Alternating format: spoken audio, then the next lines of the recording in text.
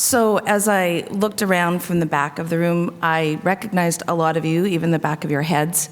And, I want to thank you because you're shepherds to a flock that I'm a part of. So I kind of feel grateful to all of you already, and we haven't even started.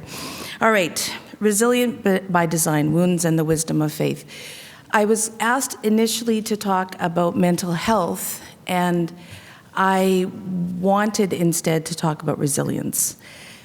The conversation about mental health is important, it's ongoing.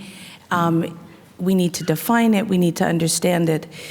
But as I'll say in a moment when I read from my script, I think we often don't get around to talking about all the things that we know and the things that we do well and the things that we have instinctively placed within us. And so that's kind of how I'm jumping into the conversation about faith formation and the health of our emotional well-being as the people of God. All right.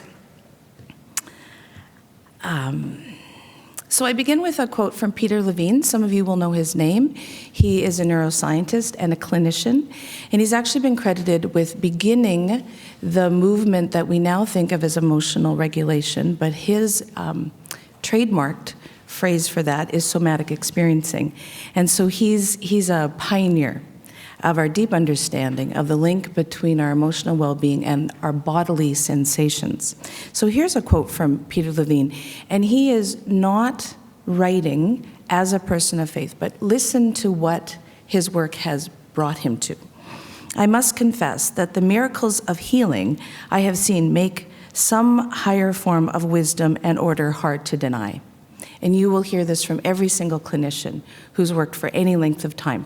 And sometimes they couch it, but they all end up saying there's something mysterious here at work that none of us really expected to find. Perhaps a better way of putting it is that there is an innate natural wisdom whose laws provide order in the universe. It is certainly far more powerful than any individual's perceived history. And we're going to talk more about that. The organism, subject to these laws, tracks its way through even the most horrific experiences imaginable. How can such a thing happen if there is no God, no wisdom, and a favorite phrase of his, no tiger in the universe? People who have worked through traumatic reactions frequently tell me that there is both an animalistic and a spiritual dimension to their lives afterwards. They are more spontaneous and less inhibited in the expression of healthy assertion and joy. And we even heard from Tom a moment ago, right, about aggressive peacemaking and, belligerence in being caring. They more readily identify themselves with the experience of being an animal, and at the same time, they perceive themselves as having become more human. When trauma is transformed, and that's really what we're talking about, when trauma is transformed, one of the gifts of healing is a childlike awe and reverence for life. When we are overwhelmed by trauma and then rebound, we become awed by the natural laws in force. In losing our innocence, we can gain wisdom. And in the process of gaining wisdom, we gain a new innocence. The instinctual organism does not sit in judgment, it only does what it does. All we have to do is get out of the way. So, that's Peter Levine's language. We as people of faith know that God redeems everything. We know that. And so I'm hoping that the conversation that we're going to have for the next hour or so will bring together the two ways that we have of talking about this power, this force that I think we all instinctively understand. So, to review, in articulating mental health issues, we often don't leave enough time to talk about what helps us in our struggles. I don't know about you, but I've sat through so many talks where I thought, good, I know this person's super skilled, knowledgeable. We're going to talk about depression, anxiety, fill in the blank. And they define it for the first 95% of their presentation, and then 5 minutes left at the end to talk about what do you do. We also often do not attend to the fact that our brains are wired to learn from everything. Your brain is a learning machine. It's a memory machine. That's what it does. And we're wired to learn from hardship. What the brain naturally does is replay in our mind whatever is troubling us. You know this. It's in an effort to learn from it, to ensure we are kept safe. The replaying, of course, can become a problem in its own right. The symptoms of PTSD, post-traumatic stress disorder, are actually the brain's endless looping attempt to learn from the trauma and to come up with a better outcome than what happened during the traumatic event. This is what mental health professionals call reenacting or recapitulating or even simply repeating. And it helps to explain so much of the behavior that we see in traumatized individuals. If you think about the people that you know, personally or professionally, who you know have experienced trauma, and some of their behaviors inexplicable, it's explained in the simple fact that your brain is trying to learn from the traumatic event and trying to come up with a better outcome. So they repeat the same mistakes, and in some ways we all do this. We befriend people who are likely to hurt them in the same way we've been hurt in the past. Flashbacks, nightmares, all of this can be understood through the lens of the brain is always trying to learn from what has happened and always trying to create a better outcome. What the brain knows how to do elegantly and automatically and brilliantly is to take all of our experiences and retain the parts that will help keep us safer in the future. This simple example that we always use of the child who touches the hot stove comes in handy here. And it demonstrates what our brain will in fact do with anything that it perceives as a threat. So our brain learns to avoid touching the hot stove. But even as the brain learns what it is supposed to avoid, it is capable of nuance. In the moment of trauma, the lower brain, what neurologists call the reptilian or survival brain, is largely in charge. And many of you know this. This is how we're increasingly talking about everything to do with mental health. Your reactions are, of course, primarily automatic and instinctual in the moment. The cortex, where our autobiographical and factual memory is stored, and whenever we talk about the brain, I'm not a neurologist, whenever we talk about the brain, we never do it justice, right? Like they say this happens in this part of the brain, but then you read a little bit more and you realize, well, that's not entirely like that simple. It all kind of happens everywhere. However, it sort of happens that our cortex is responsible for declarative, factual, autobiographical memories. So the cortex will become more involved in the recovery from trauma as a person feels more and more safe. And this is important because these autobiographical memories, these memories that we know, explicit, conscious memories, these ones allow for discernment in what precisely to avoid. So, for example, going back to the child and touching the hot stove, the child's brain is going to be asking, have all objects that are round burned me? What about my round toys? What about my round bowl? What about my round plate? They've never hurt me. There must be something particular about that object that I touched that made it dangerous. And in Pavlov's conditioning, this process of cortical involvement in which the brain remembers what the person has learned and knowingly learned, and the instinctual learning of the lower brain, something round burned me, this integration may be contraction. When the brain prunes the learning down to a specific set of stimuli. Now that, of course, is the opposite of irradiation, in which the brain generalizes its learning to a larger set of stimuli. Now, the best of all possible circumstances, the brain learns to avoid what is truly dangerous and nothing else. But we know that so often is not what happens. Now, we also hope that it will learn what to do in the future if it encounters the same threat again. Don't touch the stove.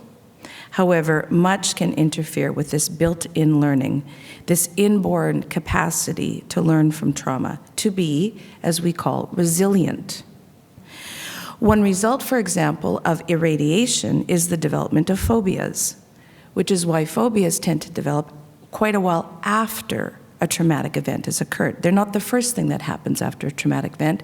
They come online a while later because of this irradiation, this generalized learning from the one traumatic experience. And the opposite movement, contraction, can occur, for example, if somebody's had a car accident. Most people learn after a car accident that they don't need to be afraid to get into a car. And they learn over time with repeated safe exposure to riding in cars that the accident was a rarity and not something they need to brace for all the time. We also know that no two people will respond identically to the same traumatic event. Anecdotally, we see this all the time, and the research and literature bear this out. There are a number of factors that come into play which determine how someone's going to respond to a traumatic event, but the two most significant are early childhood attachment and previous unresolved traumas. So let's take each of them in turn. When a child does not have their attachment needs adequately met, their capacity to self-soothe will be compromised. And my students will be filing into the room as they're able, because I'm actually meant to be teaching a class roughly now. So my trauma and resilience students are going to be joining us. And when I teach attachment, I teach it with my Raggedy Ann doll, which I thought I'd bring here, but I thought it might be too big a leap. And I show them how you don't hold a baby and how you do hold a baby, and that we instinctively know how to do this. The capacity to self-soothe is actually what we call resilience when we find it in adults. And if that's a new concept to you, I encourage you to think about that, because that's a kind of a difference maker in our understanding of ourselves and the world. That resilience, that capacity to self-soothe, is the enduring ability to bring oneself back from high alarm or anxiety and to somehow know that it will all be okay. It's not so much not getting anxious in the first place. It's because within reason we expect that we're all going to get upset, and fairly often. It's more the ability to return to a state of equilibrium. And that's actually important to know, because mental health professionals don't really pay much attention to how upset somebody gets. They pay a lot more attention to how the person is able to calm themselves down. It would be nice if society could do more of that. The sympathetic division of the autonomic nervous system is the accelerator of your central nervous system. I'll say that again for those of you who don't swim in these waters. The sympathetic division of the autonomic nervous system is the accelerator of your central nervous system. It floods you with adrenaline, that fight-flight chemical that your body marshals in response to a threat, or noradrenaline, which is the version of adrenaline you will find in your brain. Once your amygdala, which is in the middle of your brain, and it's really important for keeping you safe, it's tiny and important. Once the amygdala receives the all clear from the lower or survival brain, your parasympathetic division of the autonomic nervous system comes online. The parasympathetic division is kind of like the brake. So if the sympathetic is your accelerator, the parasympathetic is your brake of your central nervous system. It is responsible for bringing your body back to a state of equilibrium. It will do this with the help of various chemicals, chief of which is cortisol. Cortisol is often called, you will have heard it called, the stress hormone, and that is true. However, it's worth remembering that it is related to chronic stress only when the parasympathetic response is not successful. Cortisol levels remain high in an attempt to bring the alarmed central nervous system back to a state of equilibrium. If the parasympathetic response is successful, then cortisol secretion can stop. So, in the broadest possible of terms, and this is straight my thinking. Now, this is if you like it, you can give me credit. If you don't like it, you can give me the opposite of credit. This is straight from my experience. In the broadest of terms, what we call anxiety is a prolonged, unwelcome fight-flight response, and depression is a prolonged, unwelcome freeze response, in which the parasympathetic system becomes stuck and the brake is over-applied. Now, I'm not suggesting that I came up with the neuroscience behind that idea, but I am suggesting that the way I'm applying it is something that I've seen so often that I feel brave in saying it. Now, we can begin to see the link between insecure attachment and unresolved trauma. because the building blocks are already there in what we've just said. If we cannot self-soothe, if we cannot return to equilibrium, we are much more likely to carry unresolved trauma. You will find that people with insecure early childhood attachments are more likely to suffer from PTSD in any of its forms and in various degrees of intensities. So the literature bears that out, the research bears that out, and anecdotally, people who work with traumatized people have always known this. And closely connected, people with insecure early childhood attachments are also more likely to suffer from prolonged bouts of anxiety and depression.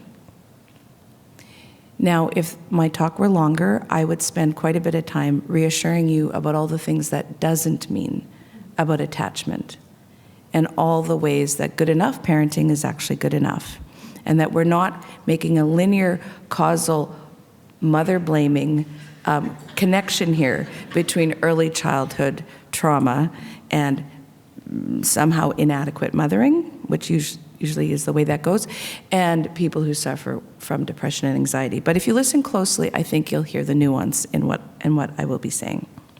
So, this swinging between anxiety and depression, this is what we've referred to as a dysregulated nervous system or emotional dysregulation. We know that secure attachment in infancy and childhood provide a sort of buffer from the hardships of life, providing a felt sense of safety within the individual that they can return to. When a child is born, a child cannot soothe itself. Any of you who have ever taken care of one of those knows that. They cannot. The newborn will literally flail its limbs, cycling them in a roughly circular pattern, all the while, if they are very upset, moving their head from side to side and wailing. They are undone. All their brand new, not yet developed neural networks are overwhelmed. The alarm bell, the amygdala, is dinging loudly. They cannot bring themselves to calm. A newborn who is not attended to will eventually stop crying. And they will eventually stop doing all of those other things I just described. But they will not be soothed. They will just get so exhausted that they stop and finally go to sleep. All the things we instinctively do to calm infants replicate the womb experience. We rock them, which is like the movement of the baby in the womb felt when mom was walking. We hum, which resonates with the vibration and sound similar to the vibrations and sounds the baby experienced while in the womb. We hold them tightly. We bring in those flailing limbs and securely hold them against their little bodies and against our own, just like the tight quarters of the womb. And even the natural way we ensure babies can be held in the fetal position betrays our instinctual knowledge of how soothing an infant involves recreating the womb experience. And the infant will be soothed. Sometimes it's eventually, but the infant will be soothed.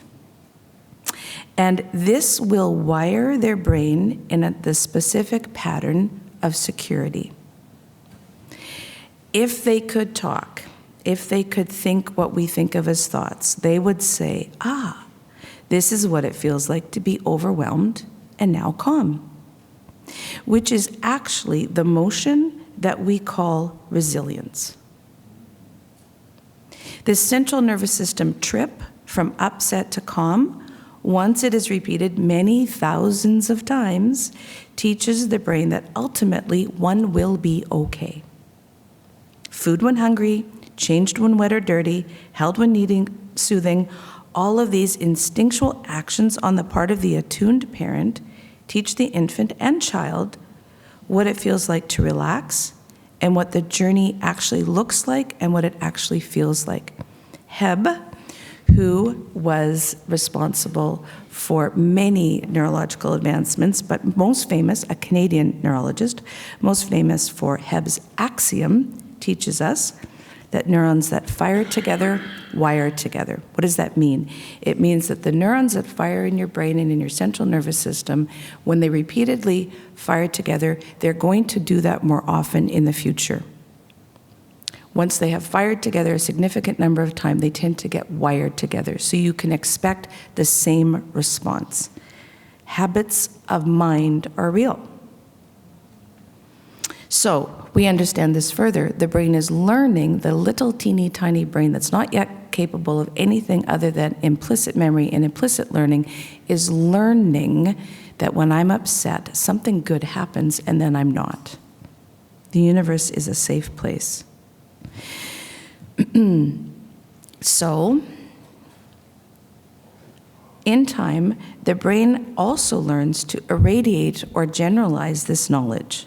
The preschooler can learn to soothe herself when she is away from mom or dad by remembering mom and dad. They'll soothe me when I see them next. And the child can hold the image or the impression of the beloved parent in their mind to comfort them in the moment when the parent is not present. We call this mentalizing, but it's only possible if the parent has consistently soothed the child when needed.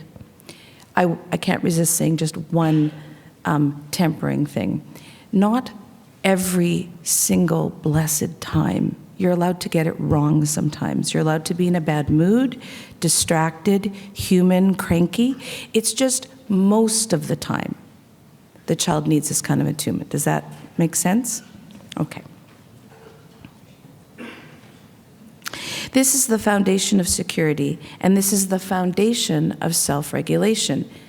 This is also the reason why a well-attached child who comes back home from kindergarten or grade 1, or maybe even it continues on, when they cross over the threshold of the door and mom or dad is in the kitchen, you would think, like I would have thought that my kids were away in some sort of boot camp of hardship when I sent them to school each day, because they had to tell me every single awful thing that happened from the moment they last saw me. This person was mean, the school teacher did this, then it was like this, and you would have thought they would have been hazed at school for 6 hours in my absence. But they were mentalizing me. I'm going to walk in the door and I'm going to tell mom all this stuff, and that's how I'm going to be okay. So they could hold it together for those 6 hours, right? So that's exactly what we want. The opposite of self-regulation is chronic anxiety. The alarm bell of the amygdala is never off, or depression. The amygdala stays somewhat on even when the parasympathetic tries to come online, and we have a freeze response characterized by a shutting down of the central nervous system, still occasioned by an overwhelm in the system, just one that is not felt. We are seeing here the fruit of Hebb's axiom, neurons that fire together, wire together. Our brain has learned it is necessary to be alarmed. Of course, in a securely attached individual, the very opposite is true. A securely attached person has learned it is safe to live their life. Securely attached children are more likely to grow up and have securely attached adult relationships and be securely attached to their own children. And we know this, right? It's a really unfair thing that when people are securely attached in childhood, they're much more likely to have a better life. It's not fair. They're going to be more likable in school. They're going to be more likable with their friends. They're going to be more likely to choose well for a life partner, or if they choose to live without a life partner, to choose a collection of friends that they can be close to and intimate with. They're more likely to have good relationships with their extended family, to have secure, stable employment. These people have then not only the securely the internal resources, the portable sense of safety that's within them that we talked about a moment ago, that mitigate the effects of trauma, but they also have social support. And if you boil down all the literature on what makes for an environment in which an adult is going to recover well from a traumatic life event, social support is the most important. However, if a child does not have secure attachment, whether through neglect, abuse, or circumstances that render the parents unable to provide an attuned presence for their child, we know that this person is more likely to grow up without the sense of internal safety. And here I simply want to say that some of the things that we see where people have grown up without a secure sense of early childhood attachment have nothing to do with the capacity of the parent to parent well. So if a child has been raised where there's war, if they've been raised in abject poverty, with addictions, with severe illness, sometimes with a very disabled member of the family, with any of the enormous constraints that families can find themselves within, these can affect a parent's ability to attune, and a preoccupied parent, however loving and however wonderful they are, a preoccupied parent cannot attune to their child. So it's not ever about blame. So these children are less likely to form secure, satisfying adult attachment relationships. And we also know that the largest determining factor in the nature of the attachment bond between a parent and their child is the nature of the attachment bond they had with their parent. It's predictive. You can change it. That's the other thing that developmental psychologists tell us, is that it's never too late, and you can always make these changes. But left untended to, you will tend to attach in the same way to your children as you were attached to your parents. So they are therefore less likely to have the internal or external resources to navigate the traumatic events, be they large or small, that befall any life. And we also know that the vital connection between the lower and upper brain goes somewhat offline when we are severely distressed. The bridge, as neurologists sometimes call it, is the hippocampus, and it's also in the middle of the brain.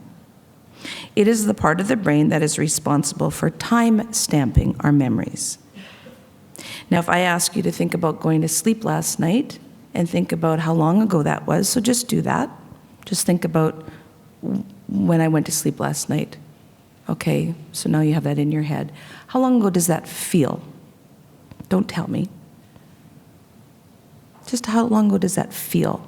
You feel something, right? Well, that's your hippocampus. That's what it does. Memories pass through the hippocampus when they are being formed and when they are being retrieved. So the sense that one has of being disoriented or lost in time when recounting a traumatic event can be understood from this vantage point of what the hippocampus does for us. And the hippocampus tends to go offline. The neural connections between the hippocampus and the rest of the brain are compromised during times of extreme distress. This is actually a hallmark of PTSD. It is said that a traumatic memory, one we have not recovered from, is a memory that doesn't know it's a memory. So in PTSD, one relives the traumatic event. One does not remember it. Over time, when one feels truly safe and no longer threatened, one's brain will again be capable of full neural connections. And we call this integration. This can happen through anything that creates calm and safety. And the calm and safety can even exist when the person recalls the stressful event, which is precisely what we want. So we find ourselves in churches filled with people who are variously equipped to recover from what life throws at them. But we have to remember that our very wiring, everybody's wiring, is made for resilience. And also important is that the church's traditions, disciplines, and healthy communities are tailor-made to harness this inner drive to recover from hardship and trauma that we have within us. The practices of prayer, meditation, confession, study, communal worship, sharing our stories, and linking our particular story to the large story of God and humanity and creation, all of these practices are designed to enhance our capacity to recover from traumas large and small, to integrate our life experiences, however overwhelming they might have been at the time, into the larger narrative of our lives.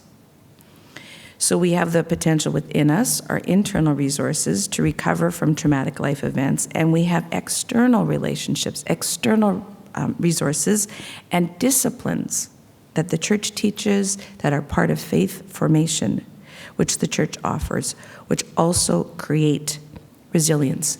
So now we're going to look more closely at how this is accomplished.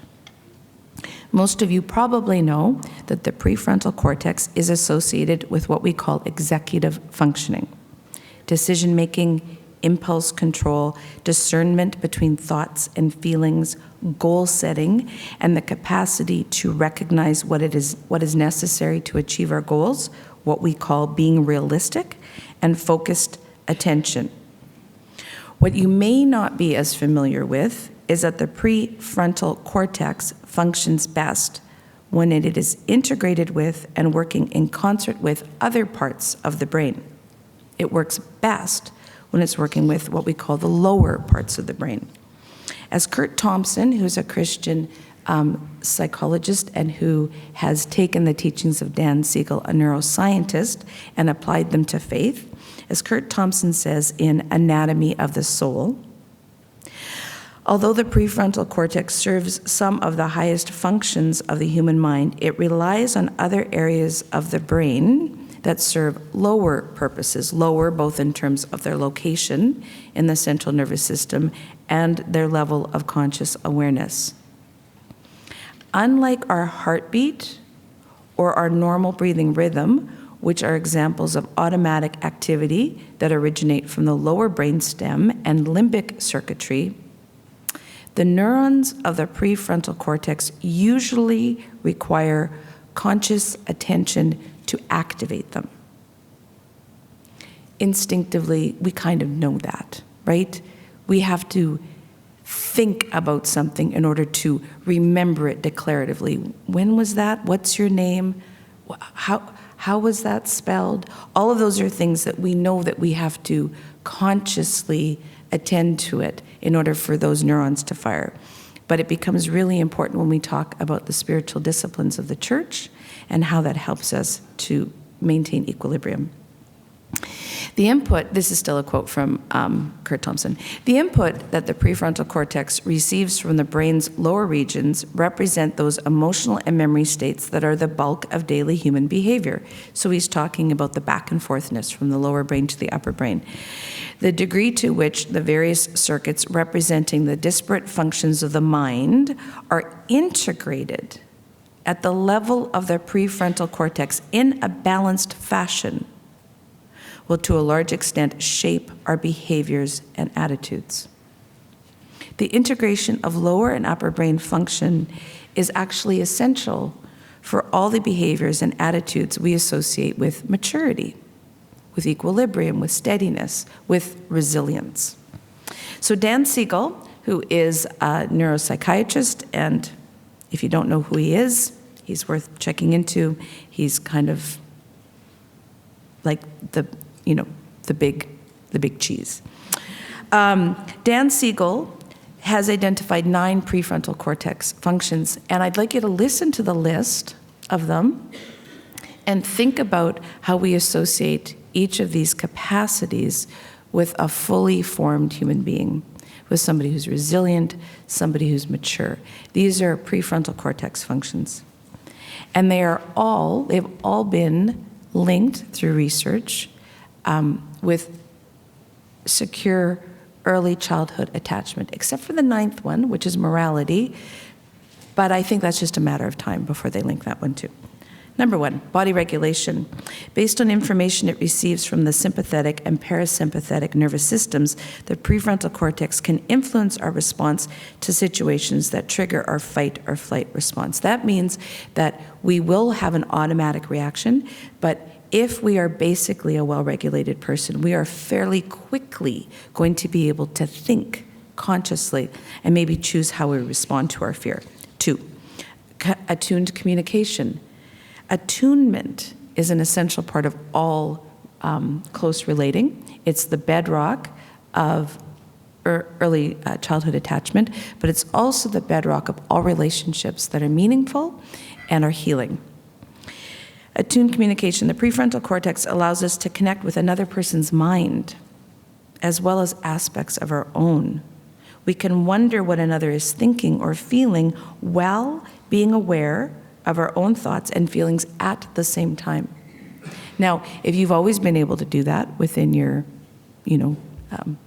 awareness of your life experience, that's great. You probably have a whole bunch of people to thank then for that, because there's a lot of people who can't do this. As soon as they start to feel strongly, they can't really think. And it makes life really awkward. Number 3, emotional balance, emotional regulation. The prefrontal cortex regulates the limbic circuitry, so our emotional lives are vibrant and yet not overwhelming. So you can hear that that's neither anxiety, chronic anxiety, nor is it chronic depression. It's not having the alarm bell rule you, the amygdala, and it's also not shutting it off because it's unbearable. It's actually having a vibrant emotional life, which is being alive. It's being fully alive, but not overwhelmed.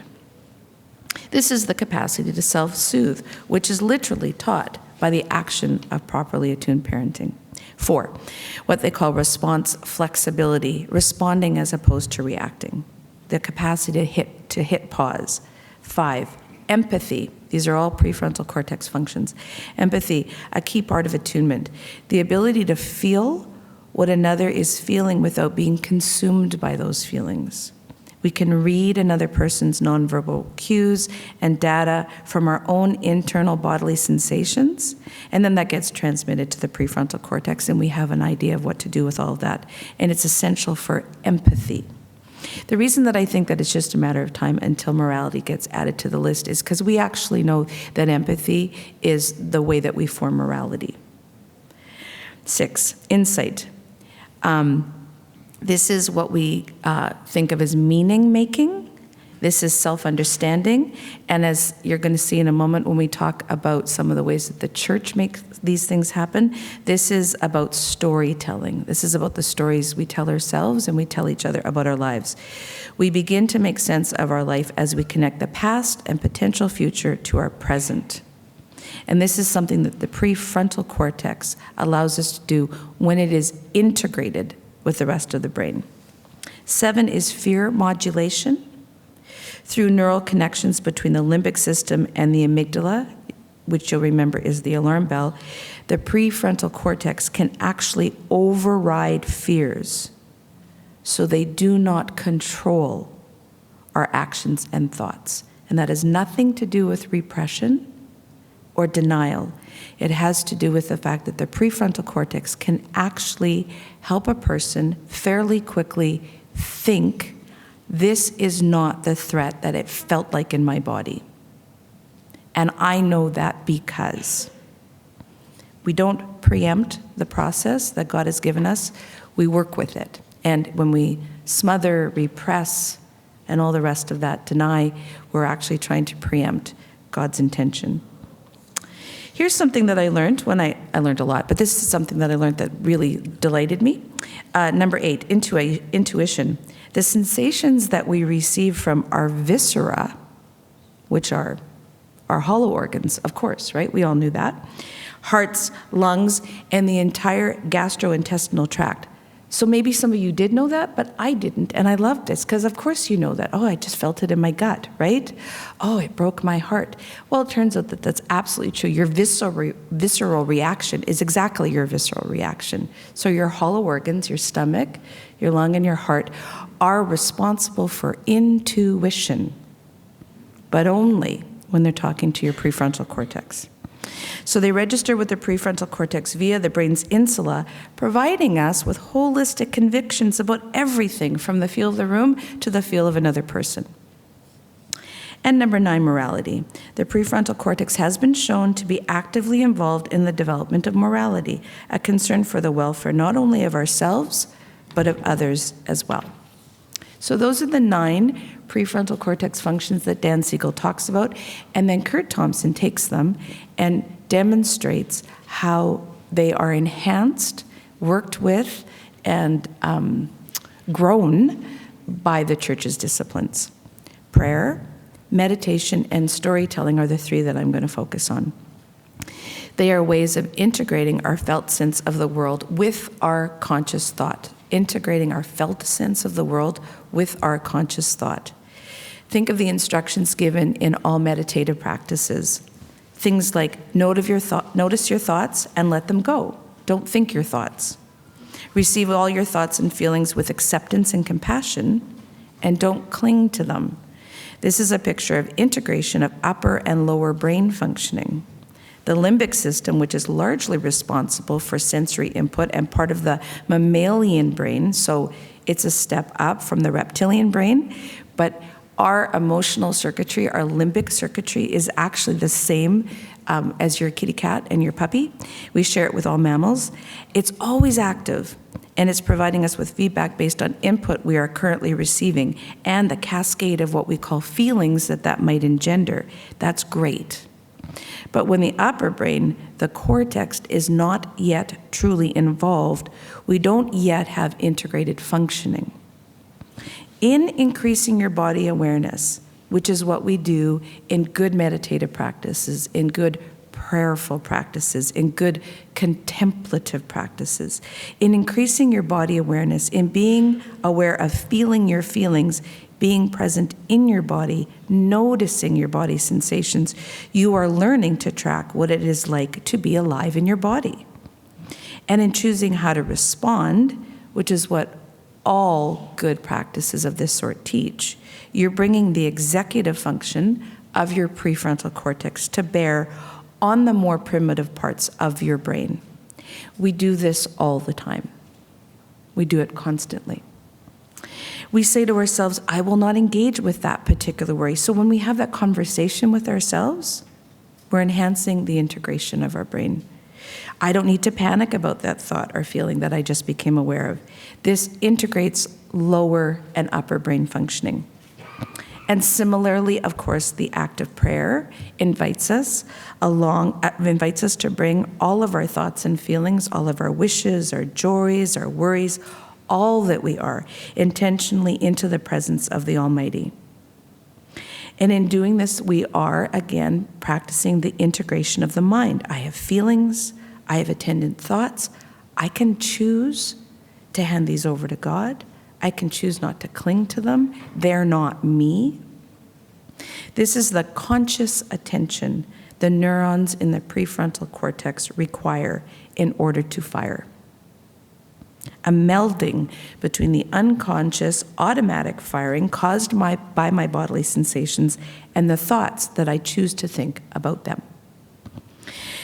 Telling our stories in an integrated fashion is now understood both as a treatment for unresolved trauma and a diagnostic tool.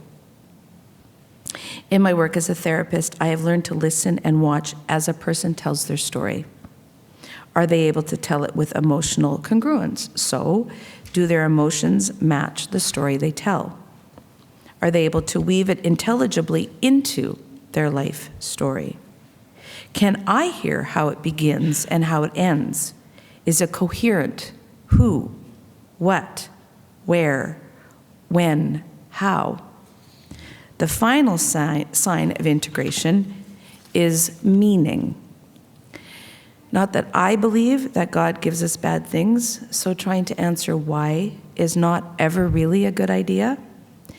But we know that if we can make meaning of our stories, we are no longer held in the trauma of them.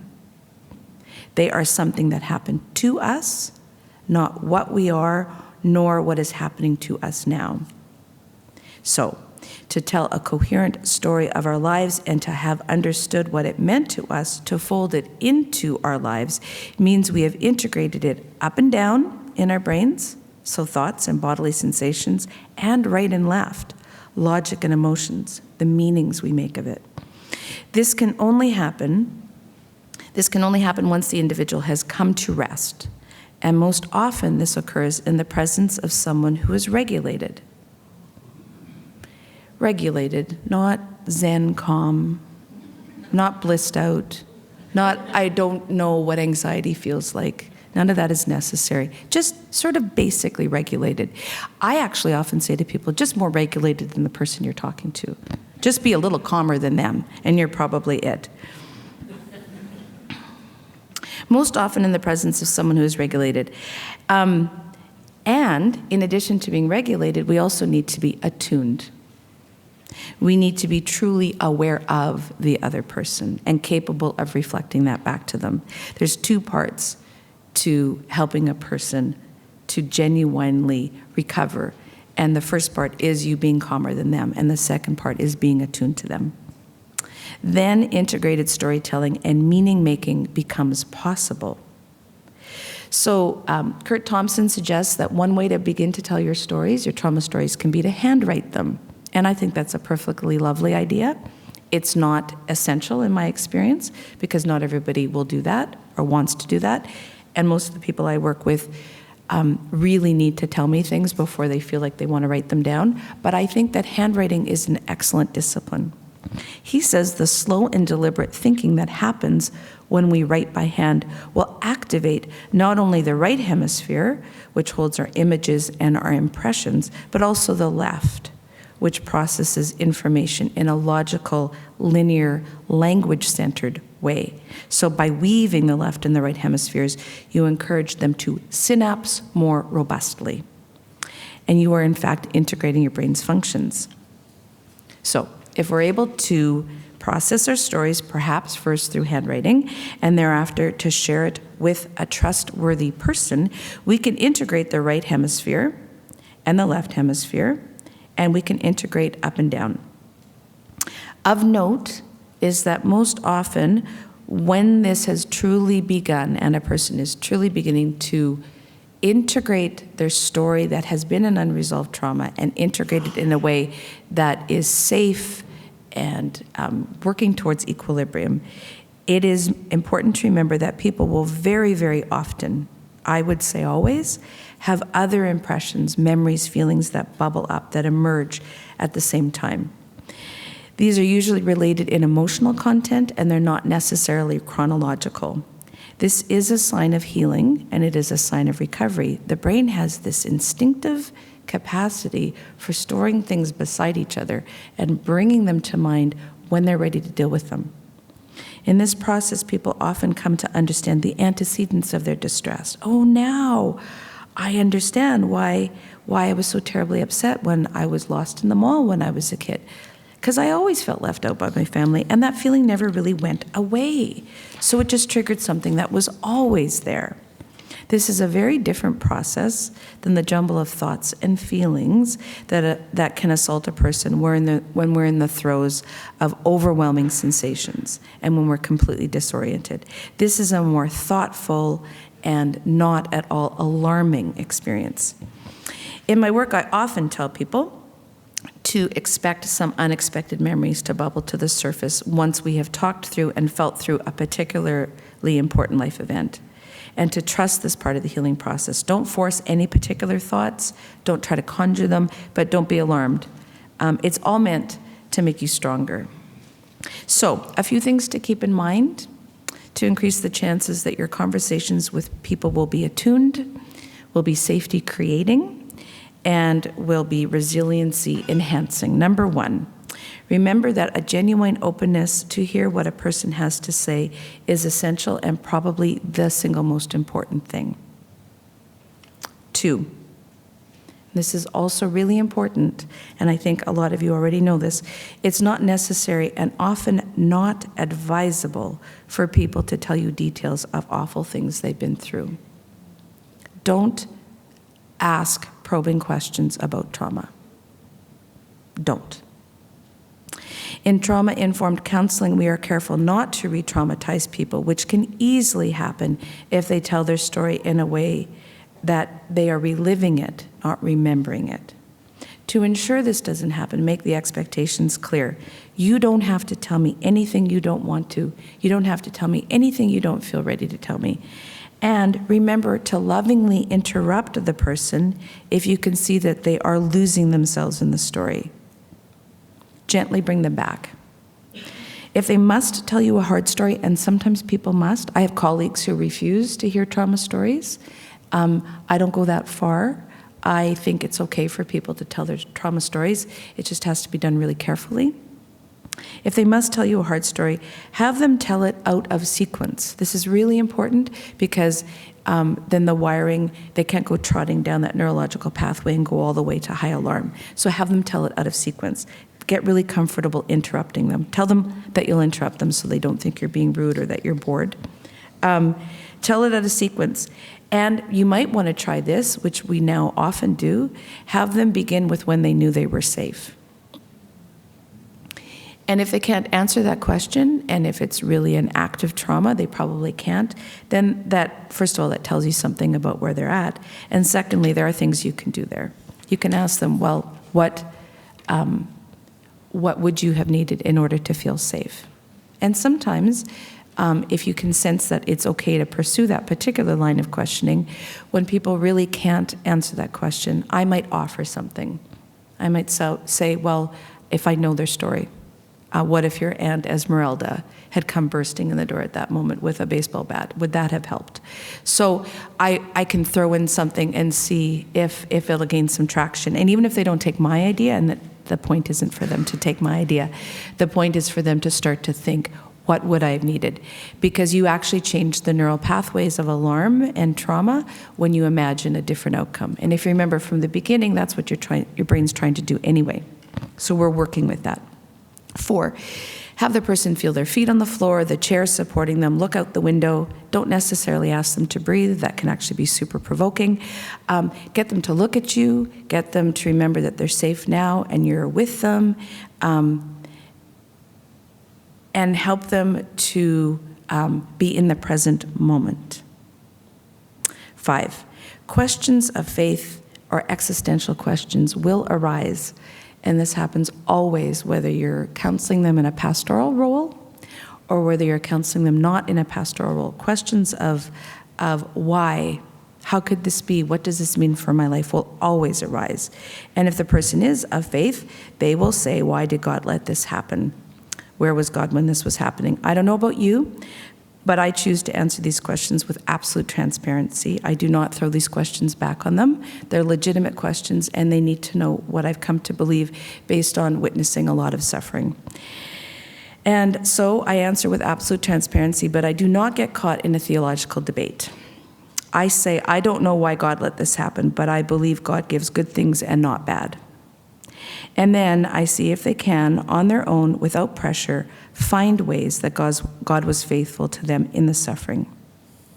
It is important that we do not provide this explanation for them. This needs to be their realization, although with careful listening, we can sometimes give input. You said that you were braver now than you were before. Do you think that's a gift? In time, they may find ways that God transformed their suffering into something strong and good and beautiful. And if they're there already and say this kind of thing, I always join in the chorus. I'm touched by your strength. That inspires me. I see God's hand where you see it. And I might even then, if they want to talk about this, if they already are seeing it, then I can affirm them in very specific ways. I see this change in you. I see this growth in you.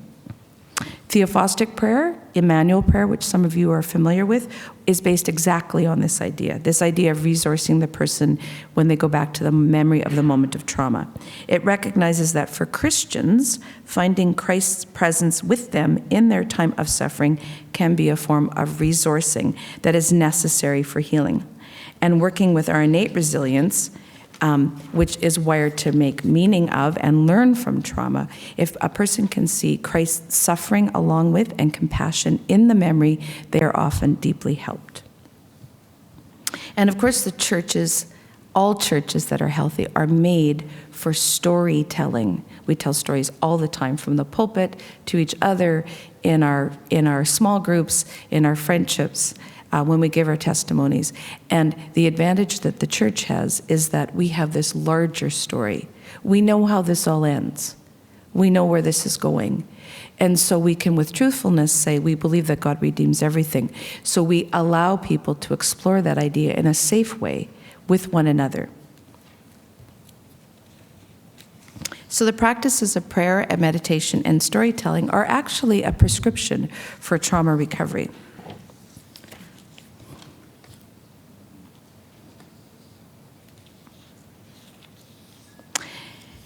So Peter Levine reminds us that what trauma does to us, it takes our legs out from under us. It removes us from, it disconnects us from our body. It removes us from our ground, from our center.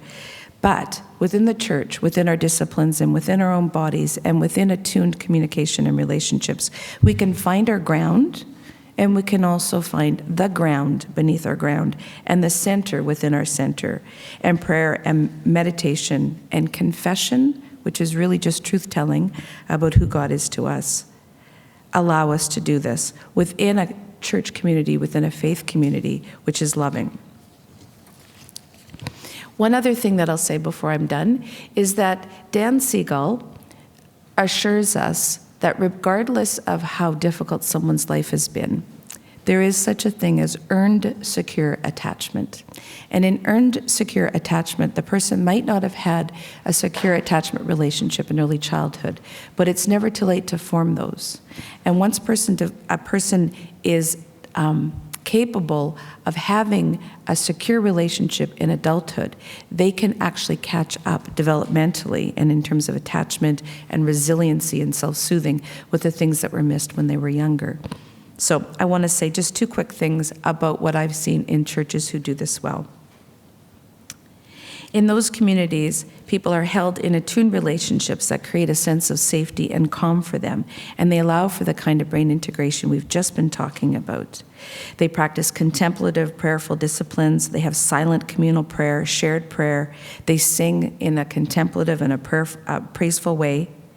And the congregation role models and surrounds them with the kind of storytelling and truth-telling about their lives that allows the person to see their own story set against the larger story of how God is redeeming the world.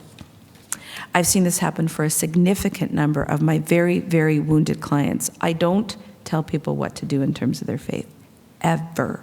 But it's remarkable to me how often my clients have come to me when they're at a certain point in their faith journey and said, I found my way to church. Sometimes their faith community has also been AA, which has been tremendously helpful for people I've worked with. And sometimes when it has been a church, it's usually not one I would have chosen for them. They tend to find themselves in churches whose interpretations of the gospel is very rigid and not at all progressive. What I have learned is that they often need the highly structured container of faith that these churches offer and the highly relational nature of these churches in order to feel held. These churches feel robust enough that they are calmed. God's ways are not my ways, and I never comment on the theological teachings unless they're actually cruel. So this resilience is in each and every one of us. It's in our brains and in our bodies, and it's also in the church. It's how we actually live together when we're healthy and well as a breathing, living organism of God's love and God's wholeness. So we actually know how to do all the things we need to do to learn from trauma. Thank you.